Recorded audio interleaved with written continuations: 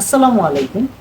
আমরা আজকে যাচ্ছি, এখানে জানতে পেরেছি কিছু দূর এখানে একটি গ্রাম আছে যেখানে নাকি একজন লোক যুদ্ধ ঘোষণা করেছে। তা আমরা সেখানে আজকে যাচ্ছি। আজকে আমরা দেখব যে সেখানে কি নিয়ে আসলে যুদ্ধটা ঘোষণা করা হয়েছে। চলুন আমরা ঘুরে আসি সেখানে।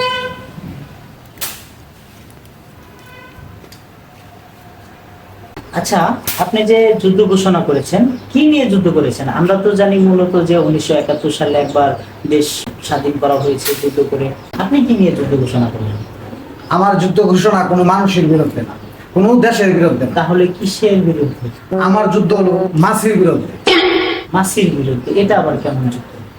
বাংলাদেশ স্বাধীন হয়েছে 71 সালে, ঠিক আছে, কিন্তু মাসির বিরুদ্ধে আজও পর্যন্ত কেউ যুদ্ধ করে নাই। এই মাসির অত্যাচারে অতিষ্ঠ হয়ে গেছি।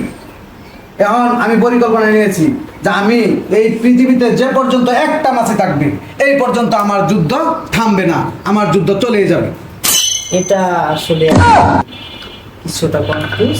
আচ্ছা, আপনি যে এই যে মাছিগুলো মারছেন, এই মাছিগুলো মেরে তো আপনি আরো দেশকে একটু ইয়ের দিকে ফেলে দিচ্ছেন। যেহেতু এগুলো পচে গলে গন্ধ বের হবে, দুর্গন্ধ হবে, তখন এগুলোকে কি করবেন? না না, আপনাদের যে চিন্তাধারা, আমার কিন্তু চিন্তাধারা ওইটা না। আমি চাইতেছি একসাথে দুই পাখি মারতে, লাঠিও ভাঙবে না, সাপও মরবে। আমি এটি মারবো, পাশাপাশি আমি এটি খাবো। এটি ভর্তা করবো। পেঁয়াজ মরিচ দিয়ে সুন্দর করে ভাইজা ভর্তা করলে অনেক সুস্বাদু, ঠিক আছে। আমি এর প্রতি আমি এতই ক্ষিপ্ত, এর আমি ফালতেও রাজি না। একে আমি যে কোনো মূল্যে একদম ধ্বংস করে নিই। সর্বনাশ!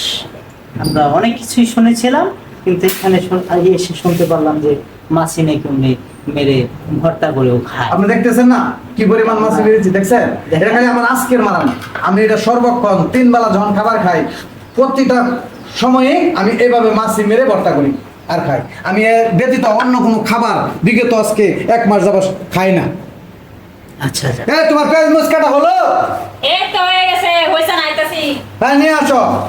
এই দেখো আরেক লোক আছে, আজব লোক আমার সাক্ষাৎকার নিতে। আমি বলে হ্যাঁ জীবাণু বলে কি করতেছি। এই যে মরিচ, হ্যাঁ, কাটো কাটো, চালু করে কাটো। এই পেঁয়াজ। আমাদের খাবারের সময় আমার হয়ে তো আরো গেছে। কাম আছে, খালি তেরি কাটলেই হয় না। এদিকে কাটলে হয় না, ঠিক আছে, তুমি করো, কাজ করো। দেখো না একজন বাইরে